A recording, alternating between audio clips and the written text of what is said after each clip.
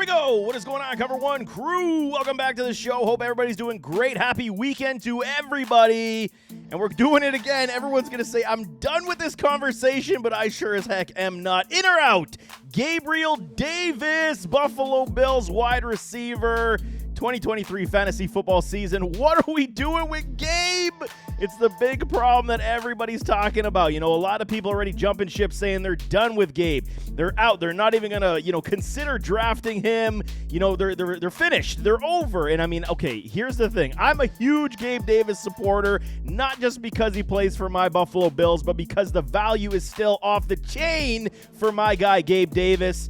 We talk statistically. Career stats, I'm not even wasting any time. I'm still beating the drum for a Gabe Davis. Okay, and typically we see later round wide receivers, they typically break out in year number 3. This past year was year 3 for Mr. Gabe Davis, and he did fairly well. He saw career highs in basically every statistical category that we can, muster, that we see. And I mean, he only played in 15 games, so he did lose some time to injury. So there was statistics that were left on the field, that were not on the table when we discuss his overall 2022 stats. But you're seeing, man, 836 yards, career high, 93 targets, career high, 48 receptions, career high, 17.4 on the average, career high. He matches the touchdown, career high.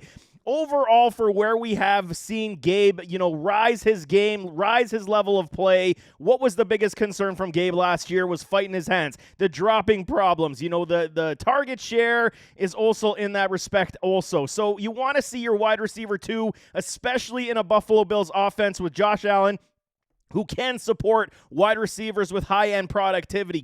Diggs, over 150 targets. You want to see Gabe at least get into that stratosphere of 100-plus targets, which is very possible in this offense that is pass-heavy as well. But you got to talk about 17.4 on the average.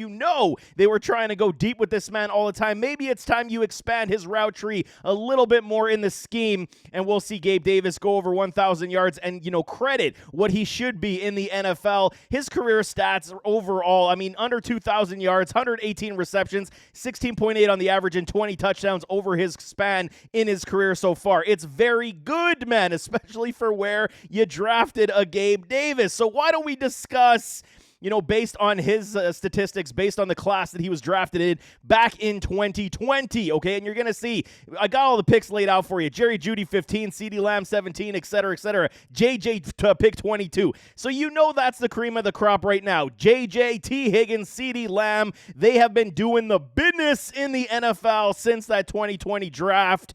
Gabe Davis was picked in round 4, pick 128. So what did you really expect from the guy? He was a work in progress. Yes, we understand. Year 3 is typically the breakout for wide receivers that are developing. However, I do feel like this is kind of the the anomaly in this case, where year 4 may be the full-on breakout for Gabe Davis. But there is added more pieces to this offense. We shall see. We know Gabe's got to improve that catch percentage. That is the biggest failure in his career thus far. As he sits career-wise, 54.1% catch rate compared to everybody else. That's the lowest in the draft class based on these statistics right now. Even Jerry Jeudy's got you almost 60%, and he had a dropping problem his first year. So that is a big sign of where Gabe needs to clean that up. If Gabe ups that even 10% to 65% completion or catch rate, you're going to understand that he's going to go over 1,000 yards easily and be a 10-touchdown guy each year. So that is the grave concern. The other one is target share. He sees the least amount of targets out of his entire draft class.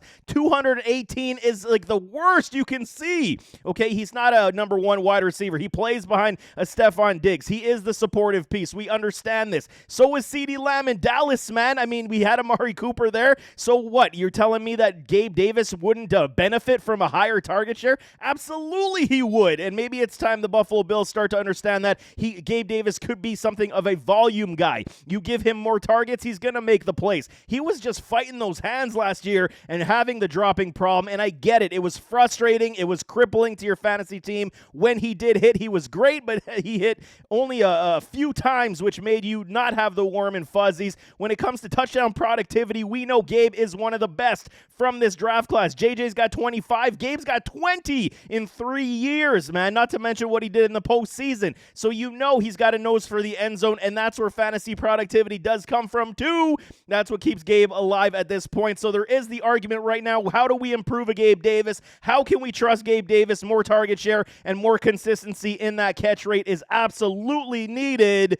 But when we go year over year, 2020 player stats based on that similar, draft class, we can see where Gabe resided, especially being a round 4 pick. He was the wide receiver 27, y'all. Okay, it's not great. Still top 30 wide receiver, half PBR points. You cannot hate what Gabe has done for your club.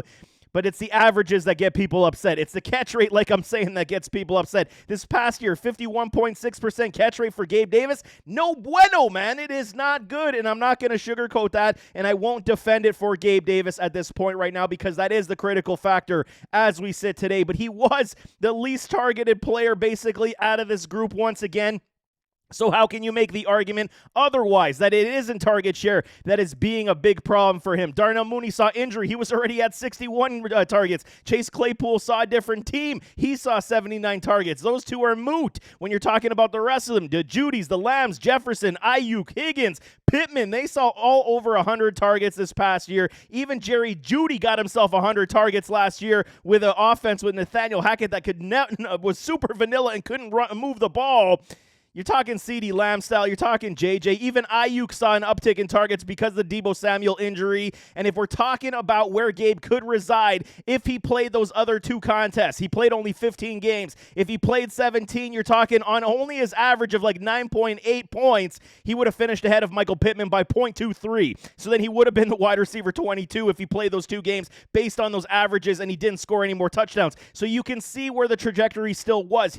Gabe was still on the rise to be a top 20 wide receiver this past season based on the numbers, based on what could have happened, okay? You see in Michael Pittman, only 4 touchdowns. Gabe had 7. He matched T. Higgins with 7. He was right behind JJ and CeeDee Lamb with 8 and 9, so respectively. So it isn't as bad as people are making it seem. 150 points, half PPR, it's not great, okay? You need somebody to start every single week, especially when we were pumping it up. And it was the recency bias because of the Kansas City Chiefs playoff game where Gabe scored all those touchdowns. Everyone, including myself, believed that the Gabe was going to turn the corner, and he relatively did. We're talking about what he did this past season. He still got over all the career highs he was looking for and matched his touchdown high productivity. So I don't think this was a failed season for Gabe Davis. It was just not a great year for fantasy football. And this is where we want to see the uplift trend move forward as we talk about Gabriel Davis.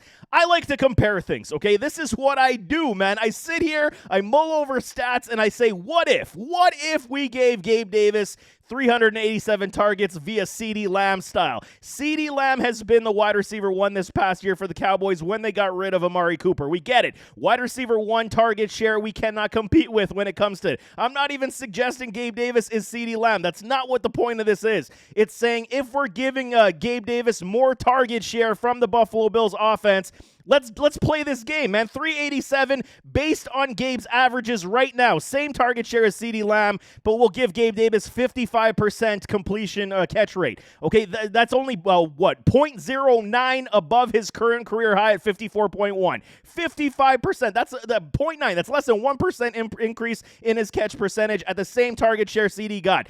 You can see he's beating CeeDee Lamb's numbers, man. Gabe would have 212 in receptions. Yes, that's lower than Lamb, but the efficiency rates based on his averages, he goes over 3,500 yards and 30 touchdowns, whereas CeeDee Lamb sits at 260, 3,396 in yards and 20 touchdowns. So you can see the argument where I'm saying give Gabe some more target share, and even at 55%, which is not a great catch rate, he's still going to ball out for your team and your fantasy club. This is not, it's simple math. That's all it is. Gabe's got to do his part, though. He's got to up that catch rate. If it goes to 65%, now you don't need to have the supreme efficiency in that catch rate, okay? Or a target share, excuse me. You need to have the catch rate go up, or you need to have the targets increase. There is no in between. You got to fix one of these problems, and when you compare him to CeeDee Lamb's target share rate, you can totally see where I'm going here.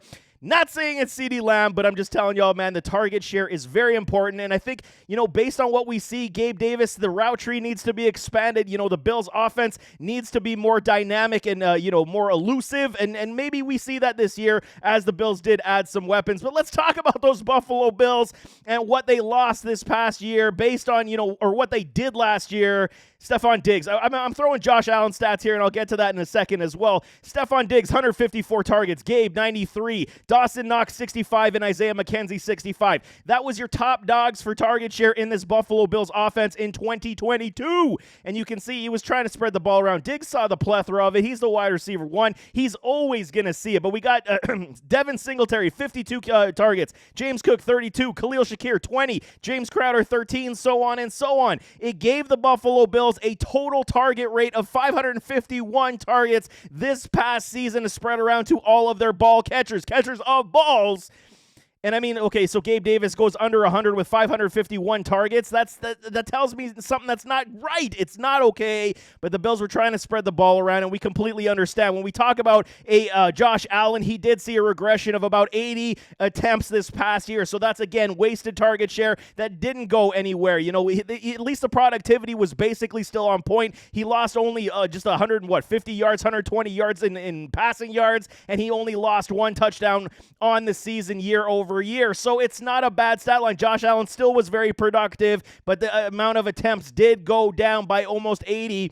And you got to say, at least that could have, lifted Gabe another 12 targets, potentially, if he would have played those two games as well. So 12 to 15 targets isn't out of the question, which does raise Gabe above that 100 target threshold, and then will give him and aid him in more statistical achievement, likely going over the 1,000 yards, likely going over 50 receptions, and likely getting closer to the 8 to 10 touchdowns on the season, which would put him in the category of a top 20 to top 15 wide receiver in fantasy football, half PPR. So now we're talking, who did the Bills lose? We lost some players, man, and they added some as well. But we got to discuss, the free target share zone that the Bills do have now this year. McKenzie is gonzo. He's with the Colts, 65 free targets. Devin Singletary with the Texans, 52 targets. Crowder's gone, 13 targets. Moss, Kumaro, Hodgins, Brown, Beasley, Sweeney, all gone. And now this raises the Bills' free total target share up to 156 targets this season.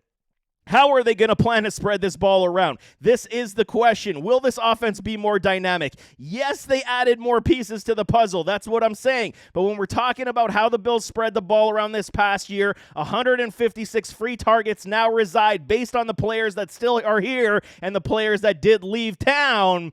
We're talking about new additions, baby. New additions. Gabe Davis, or Stephon Diggs, is still the top dog in this offense, even though he is apparently pretty angry. We'll see how that goes. I'm not buying the media hype yet whatsoever. Gabe, still at this point. So when we're talking about, let me break this down for you a little bit.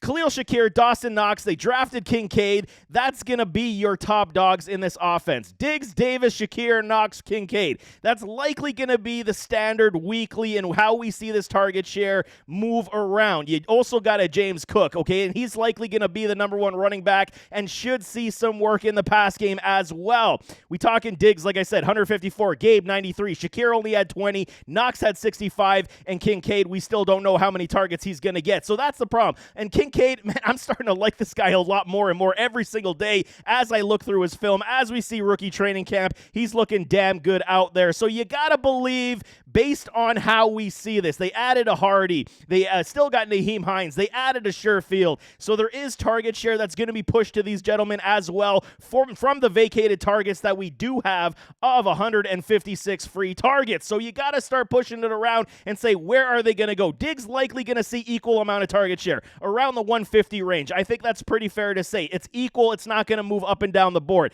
Davis, we got to say it's equal to greater than what he saw last year. I'm really, pretty confident we're going to see Gabe Davis go over 100 targets this season in 2023. Very, barring injury, that is, but it's very difficult for me to say that they're not going to feed this man a little bit more. Let him do the do, and with a Kincaid on the field, that's going to leave Gabe Davis wide open that much more. Khalil Shakir, you got to believe he's going to increase from that 20 targets he saw last year. Now no Isaiah McKenzie. Yes, they added Hardy, so that dynamic is going to be definitely very interesting, where I do believe Shakir could be more the slot guy this year, where Hardy is kind of that, mismatch appeal. We'll see how it does shake down in training camp, in the preseason, how Ken Dorsey wants to move this offense. Dawson Knox had 65 receptions, but they added a Kincaid, the rookie, from this draft, so you got to understand maybe the situation is we're hearing rumblings already that Kincaid is going to be likely more playing in the slot than he is going to be playing tight end. So you got to think that Dawson Knox is going to see something of a regression in his target share from 65 this past year. So even if we cut that in half, let's just say, and the other half goes to Kincaid. So right away, Kincaid's got 30 targets to his name right now. And everyone's going to say he's going to have plenty more than 30 targets, and it's highly likely that's going to be the case. But are we saying that, Kincaid is going to see Kyle Pitts volume from his rookie year? Kyle Pitts was the anomaly. Even when you go back to Travis Kelce's rookie year, he wasn't as involved. Kyle Pitts was absolutely the anomaly. Over 1,000 yards, 110 targets plus for a Kyle Pitts in his rookie season. I don't, foresee that happening with a Dalton Kincaid in his rookie year, but he's definitely going to pull some targets from a Dawson Knox this year. I truly believe that. Hardy, I put him down as 59 targets. That was his career high. So let's go on the top end. Numbers is all we know right now, so we got to find a way to break this down. 59 targets, career high for Deontay Hardy. I don't think he's going to see 59 targets in this Buffalo Bills offense. Perhaps he sees the 20 to 25, which does leave some room for more targets for a Gabe Davis as well. James Cook, 32 targets last year. You got to think he's going to see roughly around the Devin Singletary target share of 52. You got to believe it's around that mark for James Cook, because he's going to be likely the number one back. He will split time with a Harris as well, but you got to think that James Cook at 32 will see an uplift to around the 45 to 50 target mark right there. Nyheim Hines, he had 37 targets with the Bills and the Colts this past year, and you got to say it's equal to less than what he saw this past year. Maybe we see 40, maybe we see 35. It's kind of in that area of opportunity for a Nyheim Hines, so I'm okay saying anywhere from 35 to 40 for Nyheim Hines. And Trent Sherfield, he comes from the Miami Dolphins. His career high was 51 target share. He is not going to see 51 targets in this offense, but I'm adding all these target shares up right now. Okay, and with the free targets that we do have of the 156 free targets for the Bills, plus I'm doing a 2-year average of Josh Allen's attempts. That's because the drop-off was 80 attempts this past year. So if we break down the average, Bills' potential free targets still, with all of these numbers on the board that you see, 79 free targets still rest for the Buffalo Bills potentially. Okay, and I'm trying to find value where we can find it, and I'm serious right now. Almost 80 free targets that we can spread around between Davis, Shakir, Knox, Kincaid. There's still opportunity for Gabe Davis, to get into that 112 target share range. It's not out of the question whatsoever. Is it 20 plus targets going more to a Gabe Davis? I would not be surprised, y'all, but we'll see how that definitely shakes out. But you see where I'm trying to get the value from these players. And Gabe Davis still has great value. We're talking ADP wide receiver 44. He is falling down the charts right now. You can tell everybody is frustrated. They've given up hope on Gabe Davis. I am not at this point. ADP overall right now sits at 104. So he is projected right now going to the later portion of the 8th round, almost in the 9th round at 8.6. The biggest problem with a Gabe Davis this past year was his boom consistency rate. It was dreadful, and that's why people are jumping off. No kidding. 33.3% boom rate. That means 10 points over PPR per week.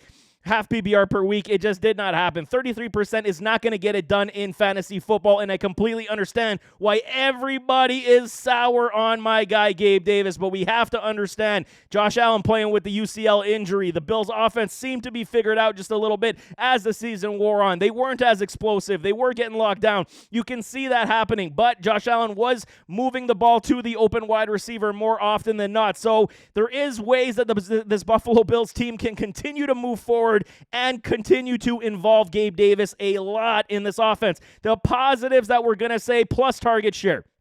Give Gabe more targets, and this man is going to do the do, man. He leads when it comes to percentage rate based on catches. He leads his rookie class in touchdowns, okay? This is not a stat that I'm making up. He is one of the best, if not, he is the best statistically when it comes to getting touchdowns based on the amount of receptions and targets that he does receive. He does have the highest rate of average per catch, and I mean, if he can up that catch percentage by 10%, man, it's not a big deal. 65% catch rate for Gabe Davis, and we're talking glory all day long. You're talking 1,100 plus yards. You're talking 10 plus touchdowns, and you're talking anywhere from 55 to 65 catches. This is what you could get for a guy you could snag at ADP 44, 104. Come on, y'all. This is value through and through once again. And the great part of this is, even if you're unsure about Gabe Davis, the value is too good at this point now. 8.6 round, you can get him and snag him, put him on the bench if he doesn't work out. Okay, even if he falls into the 9th round. These are guys that are sitting on your bench and you're hoping that are going to pop off,